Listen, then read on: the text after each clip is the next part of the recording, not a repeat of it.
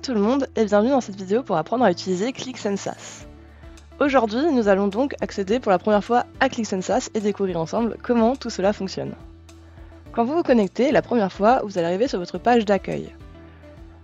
Par défaut, il y aura les dernières applications que vous avez consultées, des graphiques que vous avez pu mettre en avant, mais on verra tout à l'heure comment on peut faire ça, les notes et des favoris. Toutes ces sections sont en fait interchangeables. Vous pouvez ici directement les attraper et mettre une au-dessus de l'autre. Vous pouvez aussi personnaliser votre écran d'accueil directement avec le petit bouton ici qui s'appelle personnaliser votre page d'accueil, où vous allez pouvoir choisir les différentes sections que vous voulez pouvoir déployer sur votre page d'accueil. Nous allons maintenant nous intéresser à la notion de catalogue ici présente à gauche. Les catalogues représentent en fait les différents espaces où vous allez pouvoir placer vos applications et toute autre chose encore dedans. Il existe des espaces un peu bleus qui s'appellent des espaces en fait partagés. C'est là où en fait vous pouvez faire de la recette et travailler à plusieurs. Et il y aura des espaces rouges qui sont des espaces gérés qui vont être les espaces en fait de production.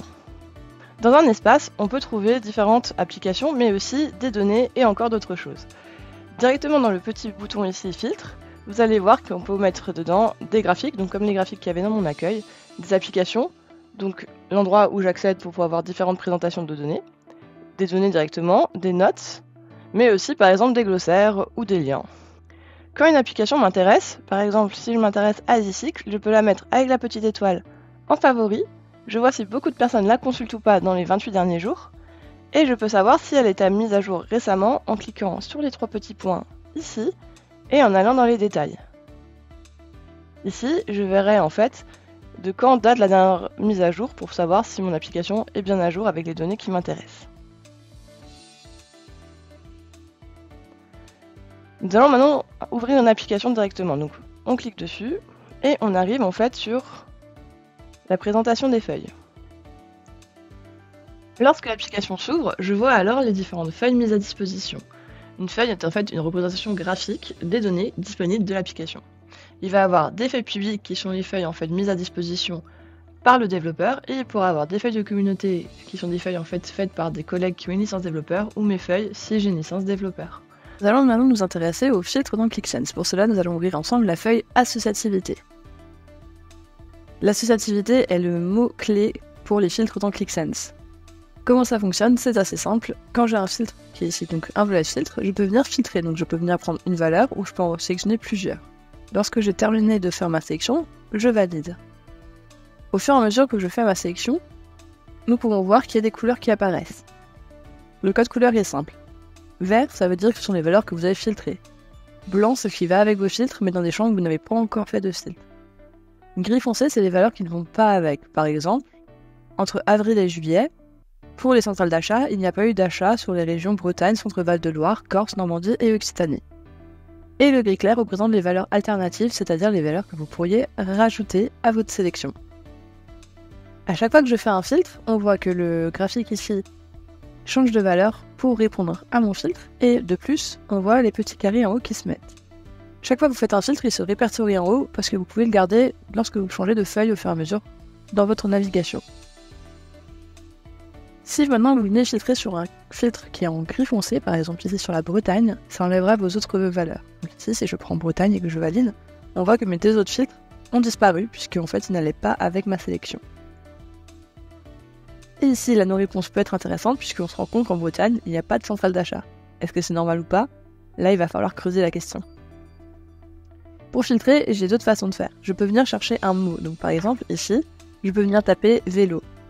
Il va me renvoyer tout ce qui contient le mot vélo. Je peux aussi jouer avec les caractères d'étoiles pour pouvoir placer en début ou en fin de phrase le mot vélo. Donc si je mets vélo étoile, c'est tous les clients qui vont commencer par vélo. Alors que si je mets étoile vélo, c'est tous ceux qui terminent par vélo. Moi ici, il n'y en a pas. Et si je mets vélo étoile vélo, c'est tout ce qui contient le mot vélo.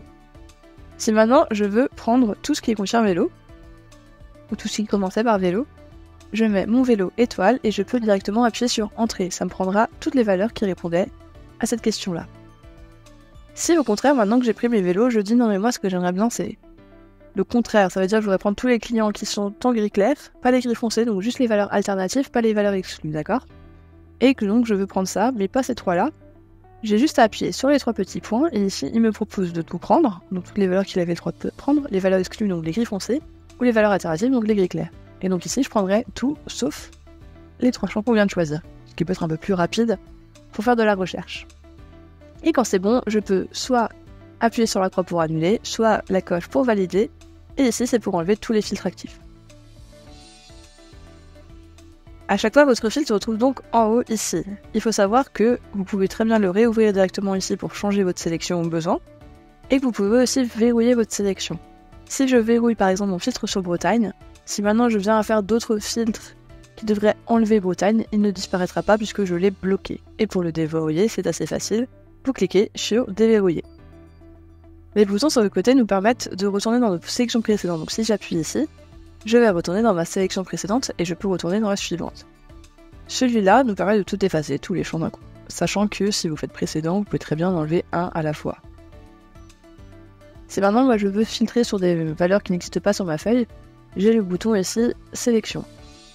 Ici je verrai ici tous les champs sur lesquels j'ai filtré, s'il n'y en a pas, et je pourrais aussi filtrer sur d'autres champs. Donc, par exemple, si je cherche tout ce qui est en relation avec les articles, je peux taper article et venir faire ma sélection directement ici.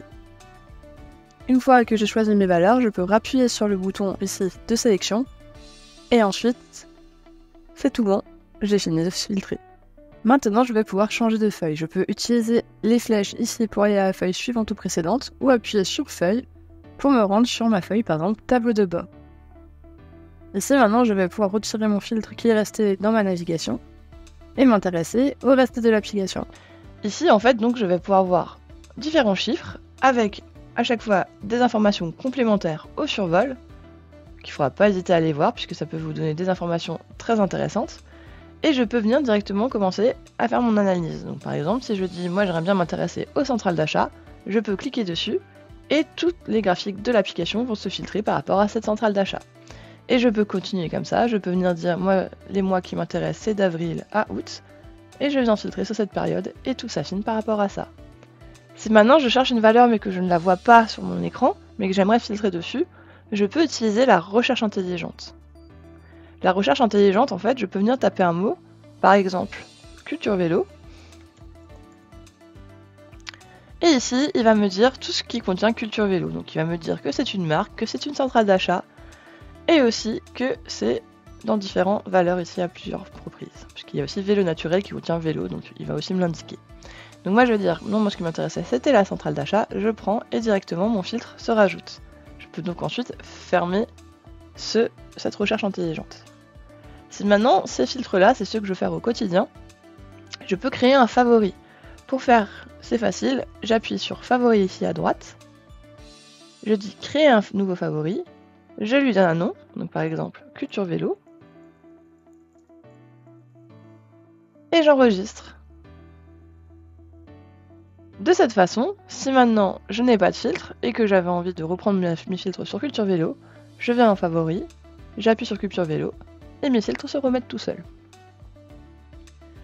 Vous avez ensuite d'autres possibilités, vous pouvez par exemple dire que n'importe quel graphique devient un tableau à un moment donné. Si par exemple je veux que ce camembert devienne un tableau, je fais un clic droit dessus, je dis afficher les données, et directement je vois le tableau correspondant. Et bien sûr, vous pouvez refaire un clic droit pour dire afficher le graphique. Vous pouvez aussi télécharger, qui va soit télécharger les données, donc les données brutes telles que comme le tableau, soit avoir une photo pour pouvoir en fait l'utiliser ailleurs. Vous pouvez aussi par exemple surveiller dans le hub. C'est l'option que vous avez vue tout à l'heure quand vous voyez des graphiques directement dans ma page d'accueil. Donc vous cliquez dessus, et ici en fait il va vous montrer à quoi ressemblerait votre graphique, vous pouvez lui donner un nom, et dire surveiller. Ici, si j'ouvre dans un nouvel onglet directement, nous allons donc voir qu'il apparaît en fait ici directement, en avant-première.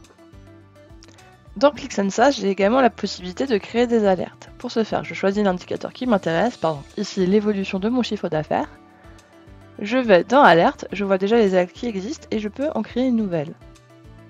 Ici, je lui donne un nom, donc par exemple, si je veux être alerté chaque fois que mon évolution de chiffre d'affaires est négative, je peux dire évolution CA négative. Je vois les données concernées, et quand je fais suivant, je peux mettre ma condition. Donc par exemple, moi ce serait inférieur à 0. Je vois si actuellement l'alerte se déclencherait. Ici, ce n'est pas le cas puisque j'ai une évolution positive. Je fais suivant et je peux dire la périodicité. Donc en fait, je peux dire que je veux que mon alerte s'envoie chaque fois que l'application est mise à jour, ou par exemple sur une journée ou tous les mois. Nous, on va laisser lorsque l'application est mise à jour. J'ai aussi une possibilité de mettre en veille lorsque je pars par exemple en congé ou si mon application est en maintenance ou des choses comme ça. Je peux partager ensuite mon alerte avec d'autres personnes. Par exemple, je pourrais la partager avec Amandine Willem. Et ensuite, je n'ai plus qu'à la créer. Je peux ensuite aller consulter toutes mes alertes dans un nouvel onglet directement ici, où je vais voir les différentes alertes qui sont en fait en train d'être évaluées ou pas. Et je peux aussi dire si jamais je veux la lancer tout de suite, changer les utilisateurs, la désactiver ou la supprimer. Je peux aussi en fait m'abonner à un graphique. Cela fonctionne un peu de la même façon, c'est juste que vous recevrez le graphique à une périodicité plutôt que d'avoir par rapport à un chiffre. Donc vous allez pouvoir dire s'abonner. Ici, de la même façon, vous lui donnez un titre.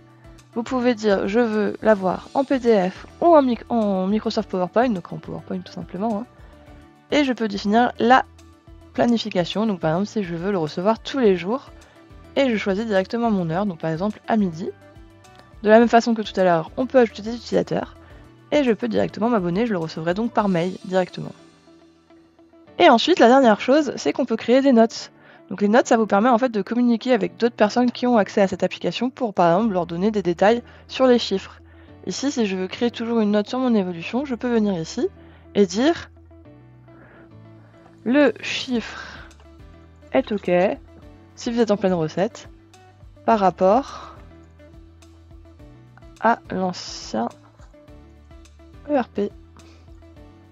Et je peux ensuite attribuer des autres utilisateurs si je le veux, pour dire par exemple à des collègues de surveiller, et quand c'est tout bon, je peux fermer. Et mes notes seront toujours accessibles ici pour pouvoir surveiller tout ce qui était mis dans mon application.